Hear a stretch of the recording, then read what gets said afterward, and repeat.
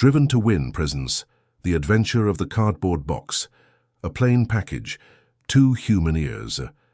Let's begin. In choosing to illustrate the remarkable mental qualities of my friend Sherlock Holmes, I have endeavored as far as possible to see a few typical cases which elect those which presented the minimum of sensationalism, while offering a fair field for his talents. It is, however, unfortunately impossible entirely to separate the sensational from the criminal, and a chronicler is left in the dilemma that he must either sacrifice details which are essential to his statement, and so give a false impression of the problem, or he must use matter which chance and not choice has provided him with. With this short preface, I shall turn to my notes of what proved to be a strange, though a peculiarly terrible chain of events. It was a blazing hot day in August. Baker Street was like an oven, and the glare of the sunlight upon the yellow brickwork of the house across their road was painful to the eye. It was hard to believe that these were the same walls which loomed so gloomily through the fogs of winter. Our blinds were half drawn, and Holmes lay curled upon the sofa, reading and rereading a letter which he had received by the morning post. For myself, my term-off service in India had trained me to stand heat better than cold, and a thermometer at 90 was no hardship. But the morning paper was uninteresting. Parliament had risen, everybody was out of town, and I yearned for the glades of the New Forest or the shingle of Southsea. A depleted bank account had caused me to postpone my holiday, and as to my companion, neither the country nor the sea presented the slightest attraction to him. He loved to lie in the very centre of 5 millions of people, with his filaments stretching out and running through them, responsive to every little rumour or suspicion of unsolved crime. Appreciation of nature found no place among his many gifts, and his only change was when he turned his mind from the evil doer of the town to track down his brother of the country. Finding that Holmes was too absorbed for conversation, I had tossed aside the barren paper, and leaning back in my chair, I fell into a brown study. Suddenly my companion's voice broke in upon my thoughts. "You are right, Watson," said he. "It does seem a most preposterous way of settling a dispute." "Most preposterous," I exclaimed, and then suddenly realizing how he had echoed the inmost thought of my soul, I sat up in my chair and stared at him in blank amazement. "What is this, Holmes?" I cried. "This is beyond anything which I could have imagined." He laughed heartily at my perplexity. "You remember," said he, "that some little time ago when I read you the passage in one of Poe's sketches in which a close reasoner follows the unspoken thoughts of his companion, you were inclined to treat the matter as a mere tour de force of the author. On my remarking that I was constantly in the habit of doing the same thing, you expressed incredulity. Oh no, perhaps not with your tongue, my dear Watson, but certainly with your eyebrows. So when he saw you throw down your paper and enter upon a train of thought, I was very happy to have the opportunity of reading it off, and eventually of breaking into it, as a proof that I had been in rapport with you. But I was still far from satisfied. In the example which you read to me," said I, "the reasoner drew his conclusions from the actions of the man whom he observed. If I remember right, he stumbled over a heap of stones, looked up at the stars, and so on. But I have been seated quietly in my chair, and what clues can I have given you? You do yourself an injustice. The features are given to man as the means by which he shall express his emotions, and yours are faithful servants. Do you mean to say that you read my train of thoughts from my features? Your features, and especially your eyes. Perhaps you cannot yourself recall how your reverie commenced. No, I cannot. Then I will tell you. After throwing down your paper, which was the action which drew my attention to you, you sat for half a minute with a vacant expression.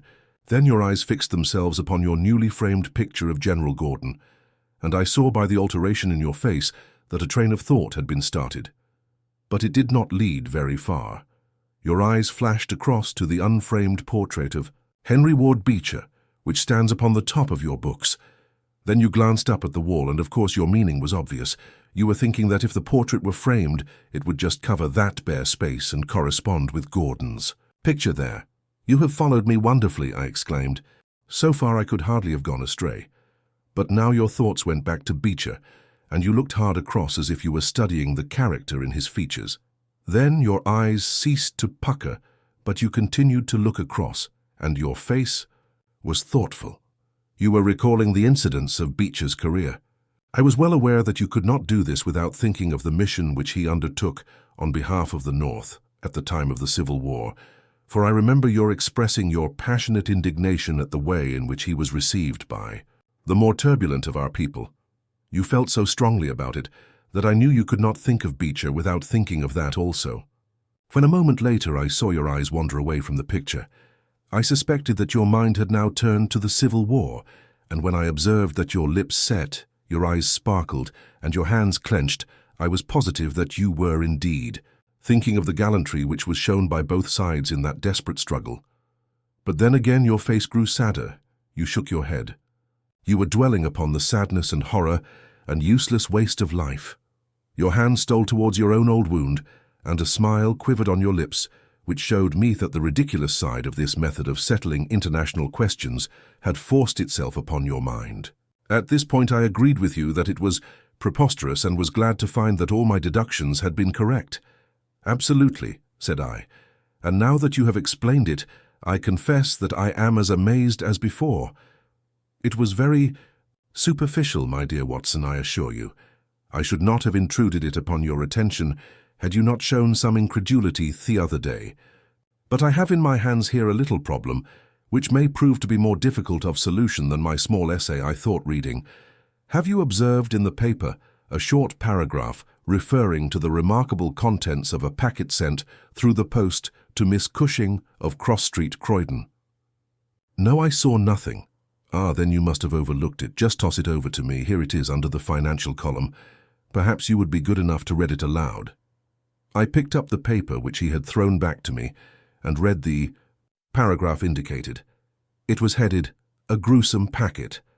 Miss Susan Cushing, living at Cross Street, Croydon, has been made the victim of what must be regarded as a peculiarly revolting practical joke, unless some more sinister meaning should prove to be attached to the incident. At 2 o'clock yesterday afternoon, a small packet wrapped in brown paper was handed in by the postman.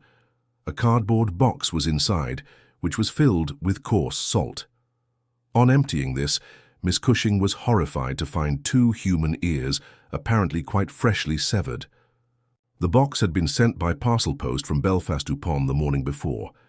There is no indication as to the sender, and the matter is the more mysterious as Miss Cushing, who is a maiden lady of 50, has led a most retired life, and has so few acquaintances or correspondents that it is a rare event for her to receive anything through the post. Some years ago, however, when she resided at Penge, she let apartments in her house to 3 young medical students whom she was obliged to get rid of on account of their noisy and irregular habits.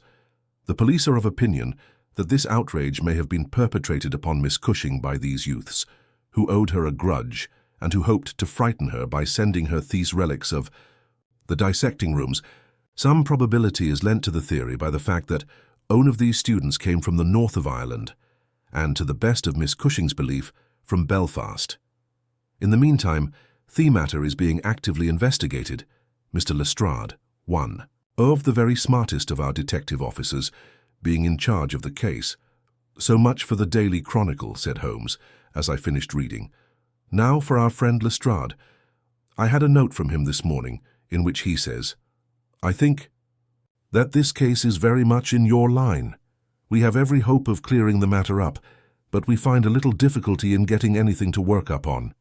We have, of course, wired to the Belfast post office, but a large number of parcels were handed in upon that day, and they have no means of identifying this particular one or of remembering the sender.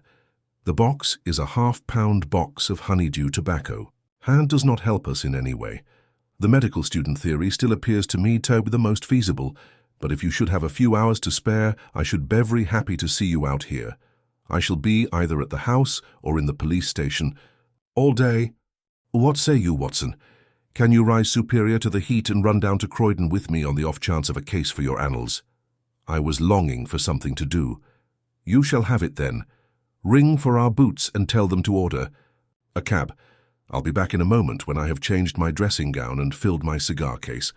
A shower of rain fell while we were in the train, and the heat was far less oppressive in Croydon than in town. Holmes had sent on a wire, so that Lestrade, as wiry, as dapper, and as ferret-like as ever, was waiting for us at the station. A walk-off of minutes took us to Cross Street, where Miss Cushing resided. It was a very long street of two-story brick houses, neat and prim, with whitened stone steps and little groups of aproned women gossiping at the doors. Halfway down, Lestrade stopped and tapped at a door, which was opened by a small servant girl. Miss Cushing was sitting in the front room, into which we were ushered. She was a placid-faced woman, with large, gentle eyes and grizzled hair curving down over her temples, one each side. A worked antimacassar lay upon her lap, and a basket of coloured silk stood upon a stool beside her. "They are in the outhouse, those dreadful things," said she as Lestrade entered. "I wish that you would take them away altogether." "So I shall, Miss Cushing. I only kept them here until my friend Mr. Holmes should have seen them in your presence." "Why in my presence, sir?" "In case he wished to ask any questions." "What is the use of asking me questions when I tell you I know nothing whatever about it?" "Quite so, madam," said Holmes in his soothing way. "I have no doubt that you have been annoyed more than enough already over this business." "Indeed, I have, sir. I am a quiet woman and live a retired life. It is something new for me to see my name in the papers and to find the police in my house. I won't have those things I hear, Mr. Lestrade. If you wish to see them, you must go to the outhouse." It was a small shed in the narrow garden which ran behind the house. Lestrade went in and brought out a yellow cardboard box with a piece of brown paper and some string. There was a bench at the end of the path, and we all sat down while Holmes examined, one by one, the articles which Lestrade had handed to him. "The string is exceedingly interesting," he remarked, holding it up to the light and sniffing at it. "What do you make of this string, Lestrade?" "It has been tarred." "Precisely. It is a piece of tarred twine. You have also, no doubt, remarked that Miss Cushing has cut the cord with the scissors, as can be seen by the double fray on each side. This is of importance." "I cannot see the importance," said Lestrade. "The importance lies in the fact that the knot is left intact, and that this knot is of a peculiar character. It is very neatly tied." "I had already made a note of that effect," said Lestrade complacently. "So much for the string, then," said Holmes, smiling. "Now for the box wrapper. Brown paper with a distinct smell of coffee. What, did you not observe it? I think there can be no doubt of it. Address printed in rather straggling characters, Mrs. Cushing, Cross Street, Croydon. Done with a broad-pointed pen, probably a J, and with very inferior ink. The word Croydon has been originally spelled with an I, which has been changed to E. The parcel was directed then by a man. The printing is distinctly masculine, of limited education and unacquainted with the town of Croydon. So far, so good. The box is a yellow half-pound honeydew box, with nothing distinctive save 2 thumb marks at the left bottom corner. It is filled with rough salt of the quality used for preserving hides and other of the coarser commercial purposes, and embedded in it are these very singular enclosures." He took out the 2 ears as he spoke, and laying a board across his knee, he examined them minutely, while Lestrade and I, bending forward on each side of him, glanced alternately at these dreadful relics, and at the thoughtful, eager face of our companion. Finally he returned them to the box once more, and sat for a while in deep meditation. "You have observed, of course," said he at last, "that the ears are not a pair." "Yes, I have noticed that. But if this were the practical joke of some students from the dissecting rooms, it would be as easy for them to send 2 odd ears as a pair." "Precisely. But this is not a practical joke. You are sure of it?" "The presumption is strongly against it. Bodies in the dissecting rooms are injected with preservative fluid. These ears bear no signs of this. They're fresh, too. They have been cut off with a blunt instrument, which would hardly happen if a student had done it.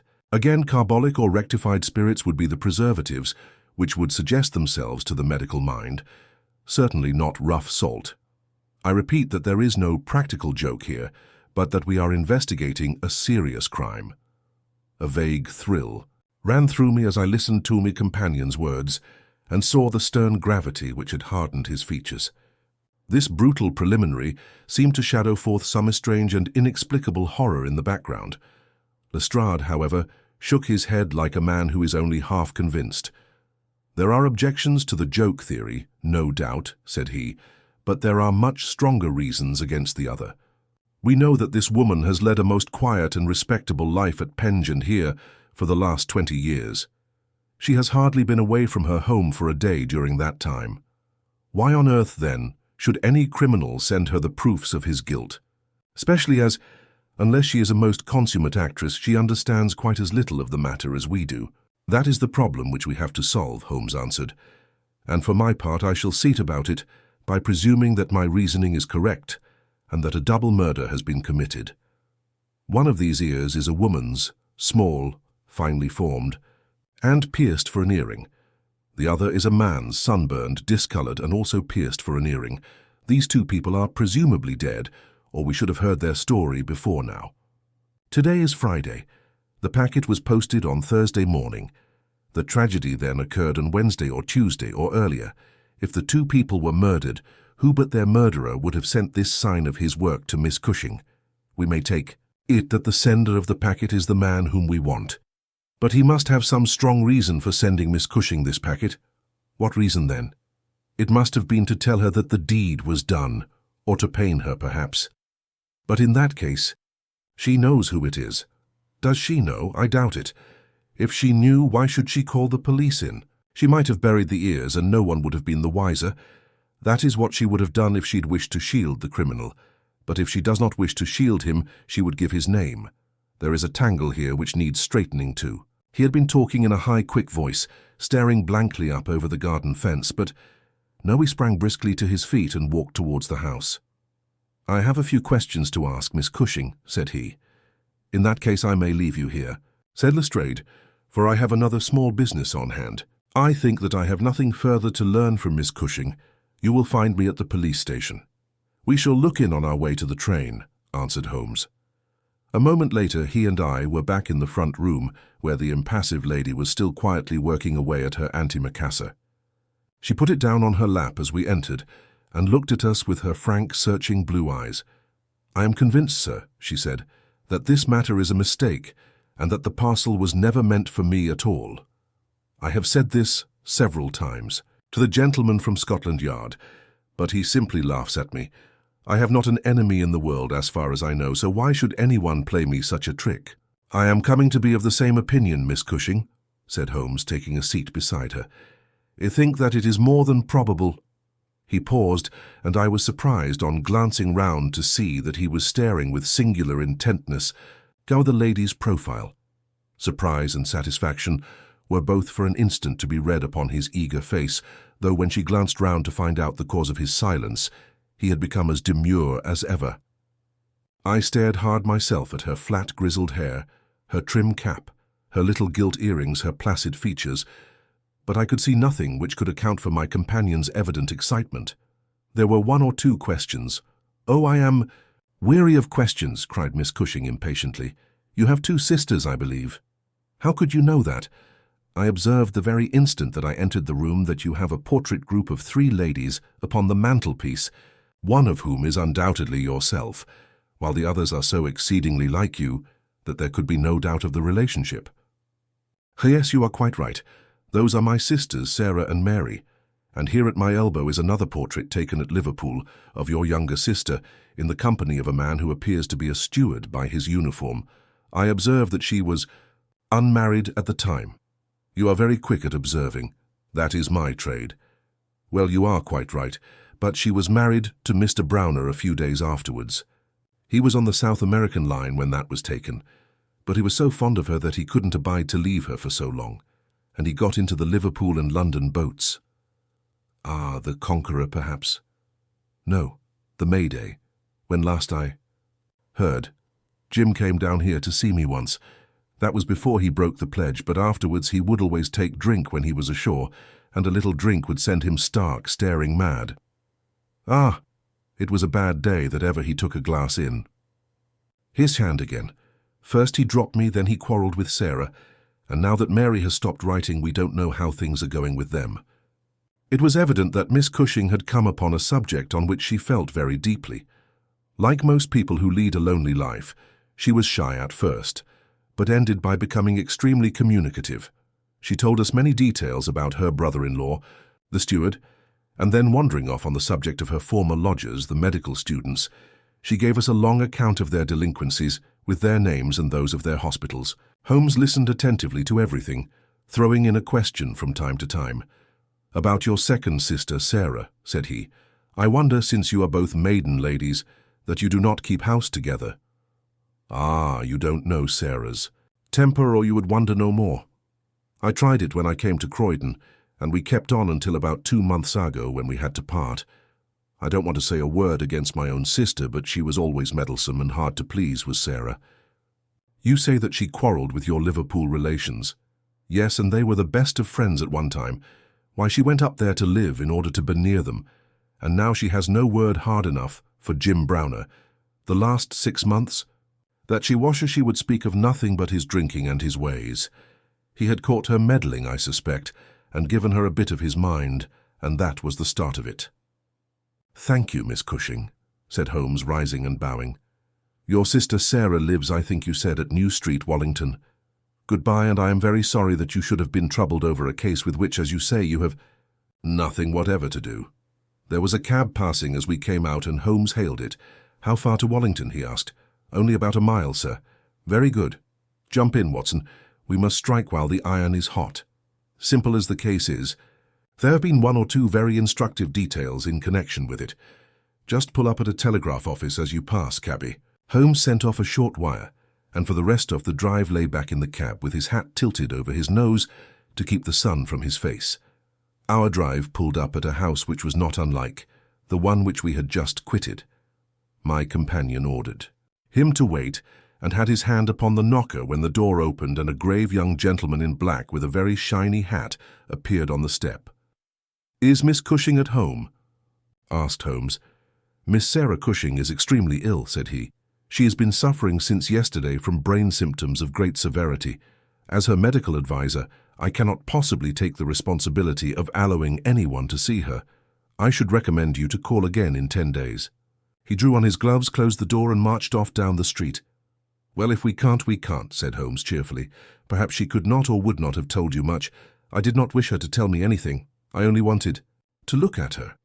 However, I think that I have got all that I want. Drive us to some decent hotel, cabby, where we may have some lunch, and afterwards we shall drop down upon friend Lestrade at the police station." We had a pleasant little meal together, during which Holmes would talk about nothing but violins, narrating with great exultation how he had purchased his own Stradivarius, which was worth at least 500 guineas, at a Jew broker's in Tottenham Court Road for 55 shillings. This led him to Paganini, and we sat for an hour over a bottle of claret while he told me anecdote after anecdote of that extraordinary man. The afternoon was far advanced, and the hot glare had softened into a mellow glow before we found ourselves at the police station. Lestrade was waiting for us at the door. "A telegram for you, Mr. Holmes," said he. "Ha! It is the answer." He tore it open, glanced his eyes over it, and crumpled it into his pocket. "That's all right," said he. "Have you found out anything?" "I have found out everything." "What?" Lestrade stared at him in amazement. "You are joking. I was never more serious in my life. A shocking crime has been committed, and I think I have now laid bare every detail of it. And the criminal—" Holmes scribbled a few words upon the back of one of his visiting cards and threw it over to Lestrade. "That is the name," he said. "You cannot effect an arrest until tomorrow night at the earliest. I should prefer that you do not mention my name at all in connection with the case, as I choose to be only associated with those crimes which present some difficulty in their solution. Come on, Watson." We strode off together to the station, leaving Lestrade still staring with a delighted face at the card which Holmes had thrown him. "The case," said Sherlock Holmes, as we chatted over our cigars that night in our rooms at Baker Street, "is one where, as in the investigations which you have chronicled under the names of A Study in Scarlet and of The Sign of 4, we have been compelled to reason backward from effects to causes. I have written to Lestrade asking him to supply us with the details which are now wanting, and which he will only get after he had secured his man. That he may be safely trusted to do, for although he is absolutely devoid of reason, he is as tenacious as a bulldog when he once understands what he has to do, and indeed, it is just this tenacity which has brought him to the top at Scotland Yard." "Your case is not complete, then?" I asked. It is fairly complete in essentials. We know who the author of the revolting business is, although one of the victims still escapes us. Of course, you have formed your own conclusions. I presume that this Jim Browner, the steward of a Liverpool boat, is the man whom you suspect? Oh, it is more than a suspicion, and yet I cannot see anything save very vague indications. On the contrary, to my mind, nothing could be more clear. Let me run over the principal steps. We approached the case, you remember, with an absolutely blank mind, which is always an advantage. We had formed no theories. We were simply there to observe and to draw inferences from our observations. What did we see first? A very placid and respectable lady, who seemed quite innocent of any secret, and a portrait which showed me that she had 2 younger sisters. It instantly flashed across my mind that the box might have been meant for one of these. I set the idea. How is one which could be disproved or confirmed at your leisure. Then we went to the garden, as you remember, and we saw the very singular contents of the little yellow box. The string was of the quality which is used by sailmakers aboard ship, and at once a whiff of the sea was perceptible in our investigation. When I observed that the knot was one which is popular with sailors, that the parcel had been posted 8 a port, and that the male ear was pierced for a nearing, which is so much more common among sailors than landsmen, I was quite certain that all the actors in the tragedy were to be found among our seafaring classes. When I came to examine the address of the packet, I observed that it was to Miss S. Cushing. Now, the oldest sister would of course be Miss Cushing, and although her initial was S, it might belong to one of the others as well. In that case, we should have to commence our investigation from a fresh basis altogether. I therefore went into the house with the intention of clearing up this point. I was about to assure Miss Cushing that I was convinced that a mistake had been made, when you may remember that I came suddenly to a stop.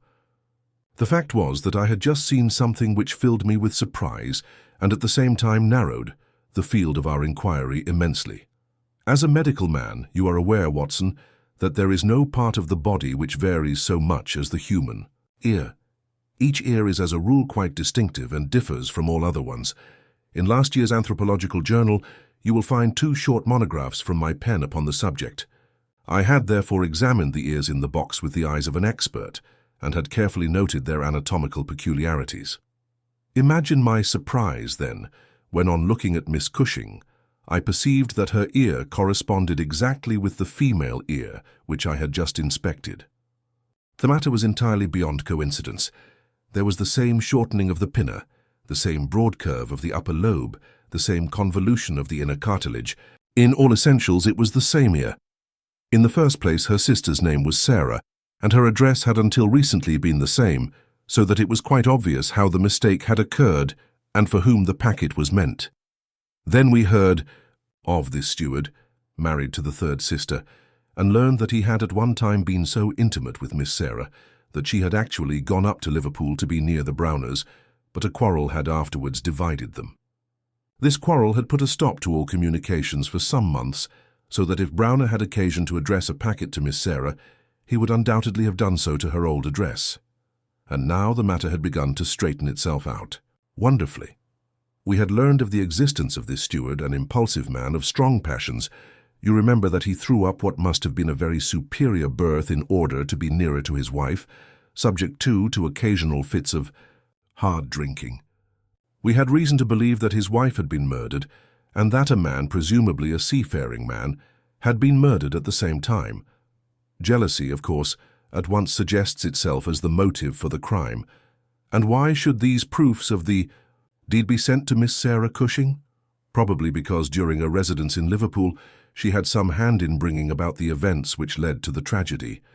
You will observe that this line of boats call at Belfast, Dublin, and Waterford, so that presuming that Browner had committed the deed and had embarked at once upon his steamer, the May Day Belfast would be the first place at which he could post his terrible packet. A second solution was at this stage obviously possible, and although I thought it exceedingly unlikely, I was determined to elucidate it before going further. An unsuccessful lover might have killed Mr. and Mrs. Browner, and the male ear might have belonged to the husband. There were many grave objections to this theory, but it was conceivable. I therefore sent off a telegram to my friend Algar of the Liverpool force, and asked him to find out if Mrs. Browner were at home, and if Browner had departed in the May day.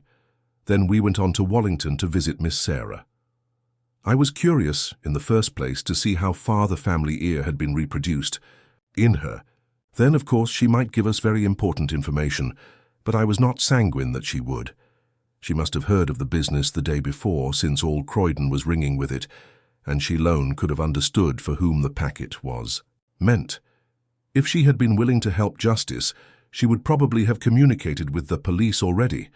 However, it was clearly our duty to see her, so we went. We found that the news of the arrival of the packet, for her illness, dated from that. Time had such an effect upon her as to bring on brain fever. It was clearer than ever that she understood its full significance, but equally clear that we should have to wait some time for any assistance from her. However, we were really independent of her help. Our answers were waiting for us at the police station, where I had directed Algar to send them. Nothing could be more conclusive. Mrs. Browner's house had been closed for more than 3 days, and the neighbors were of opinion that she had gone south to see her relatives. It had been ascertained at the shipping offices that Browner had left aboard of the Mayday, and he calculated that she is due in the Thames tomorrow night. When he arrives, he will be met by the obtuse but resolute Lestrade, and I have no doubt that we shall have all our details filled in. Sherlock Holmes was not disappointed in High's expectations. 2 days later, he received a bulky envelope which contained a short note from the detective and a typewritten document which covered several pages of foolscap. "Lestrade has got him all right," said Holmes, glancing up at me. "Perhaps it would interest you to hear what he says. My dear Mr. Holmes, in accordance with the scheme which we had formed in order to test our theories, the we is rather fine, Watson, is it not? I went down to the Albert, docked yesterday at 6 p.m., and boarded the SS Mayday belonging to the Liverpool, Dublin and London Steam Packet Company. On inquiry, I found that there was a steward on board of the name of James Browner, and that he had acted during the voyage in such an extraordinary manner that the captain had been compelled to relieve him of his duties. On descending to his berth, I found him seated upon a chest with his head sunk up on his hands, rocking himself to and fro. He is a big, powerful chap, clean-shaven and very swarthy, something like Aldridge, who helped us in the bogus laundry affair. He jumped up when he heard my business, and I had my whistle to my lips to call a couple of river police who were round the corner, but he seemed to have no heart in him, and he held out his hands quietly, enough for the darbies. We brought him along, to the cells and his box as well, for we thought there might be something incriminating, but bear a big sharp knife such as most sailors have, we got nothing for our trouble. However, we find that we shall want no more evidence, for on being brought before the inspector at the station, asked leave to make a statement, which was of course taken down, just as he made it, by our shorthand man. We had 3 copies typewritten, one of which I enclose. The affair proves, as I always thought it would, to be an extremely simple one, but I am obliged to you for assisting me in my investigation. With kind regards, yours very truly, G. Lestrade. The investigation really was a very simple one, remarked Holmes, but I don't think it struck him in that light when he first called us in. However, let us see what Jim Browner has to say for himself. This is his statement as made before Inspector Montgomery at the Shadwell police station, and it has the advantage of being verbatim. Have I anything to say? Yes, I have a deal to say. I have to make a clean breast of it all. You can hang me or you can leave me alone. I don't care a plug which you do. I tell you I've not shut an eye in sleep since I did it, and I don't believe I ever will again, until I get past all waking. Sometimes it's his face, but most generally it's hers. I'm never without one or the other before me. He looks frowning and black-like, but she's a kind of surprise upon her face. I the white lamb. She might well be surprised when she read death on a face that had seldom looked anything but love upon her before. But it was Sarah's fault, and may the curse of a broken man put a blight on her and set the blood rotting in her veins. It's not that I want to clear myself. I know that I went back to drink like the beast that I was, but she would have forgiven me. She would have stuck as close to me a rope to a block if that woman had never darkened our door. For Sarah Cushing loved me. That's the root of the business. She loved me until all her love turned to poisonous hate when she knew that I thought more of my wife's footmark in the mud than I did of her whole body and soul. There were 3 sisters altogether. Thaled one was just a good woman, the second was a devil, and the third was an angel. Sarah was 33, and Mary was 29 when I married. We were just as happy as the day was long when we set up house together, and in all Liverpool there was no better woman than my Mary. And then we asked Sarah up for a week, and the week grew into a month, and one thing led to another until she was just one of ourselves. I was blue ribbon at that time, and we are putting a little money by, and all was as bright as a new dollar. My God, whoever would have thought that it could have come to this? Whoever would have dreamed it? I used to be home for the weekends very often, and sometimes if the ship were held back for cargo, I would have a whole week at a time, and in this way I saw a deal of my sister-in-law Sarah. She was a fine, tall woman, black and quick and fierce, with a proud way of carrying her head, and a glint from her eye like a spark from a flint. But when little Mary was there, I had never a thought of her, and that I swear as I hope for God's mercy. It had seemed to me sometimes that she liked to be alone with me, or to coax me out for a walk with her, but I had never thought anything of that. But one evening my eyes were opened. I had come up from the ship and found my wife out, but Sarah at home. "Where's Mary?" I asked. "Oh, she has gone to pay some accounts." I was impatient and paced up and down the room. "Can't you be happy for 5 minutes without Mary, Jim?" says she. "It's a bad compliment to me that you can't be contented with my society for so short a time." "That's all right, my lass," said I, putting out my hand towards her in a kindly way, but she had it in both hers in an instant, and they burned as if they were in a fever. I looked into her eyes and I read it all there. There was no need for her to speak, nor form either. I frowned and drew my hand away. Then she stood by my side in silence for a bit, and then put up her hand and patted me on the shoulder. "Steady, old Jim," said she, and with a kind of mocking laugh, she ran out of the room. Well, from that time Sarah hated me with her whole heart and soul, and she is a woman who can hate too. I was a fool to let her go on biding with us, a besotted fool, but I never said a word to Mary, for I knew it would grieve her. Things went on much as before, but after a time I began to find that there was a bit of a change in Mary herself. She had always been so trusting and so innocent, but now she became queer and suspicious, wanting to know where I had been and what I'd been doing, and whom my letters were from, and what I had in my pockets, and 1,000 such follies. Day by day she grew queerer and more irritable, and we'd ceaseless rows about nothing. I was fairly puzzled by it all. Sarah avoided Menno, but she and Mary were just inseparable. I can see now how she was plotting and scheming and poisoning my wife's mind against me, but I was such a blind beetle that I could not understand it at the time. Then I broke my blue ribbon and began to drink again. But I think I should not have done it if Mary had been the same as ever. She had some reason to be disgusted with me now, and the gap between us began to be wider and wider. And then this Alec Fairbairn chipped in, and things became 1,000 times blacker. It was to see Sarah that he came to my house first, but soon it was to see us, for he was a man with winning ways, and he made friends wherever he went. He was a dashing, swaggering chap, smart and curled, who had seen half the world and could talk of what he had seen. He was good company, I won't deny it, and he had wonderful polite ways with him for a sailorman, so that I think there must have been a time when he knew more of the poop than the forecastle. For a month he was in and out of my house, and never once did it cross my mind that harm might come of his soft, tricky ways. And then at last something made me suspect, and from that day my peace was gone forever. It was only a little thing. 2.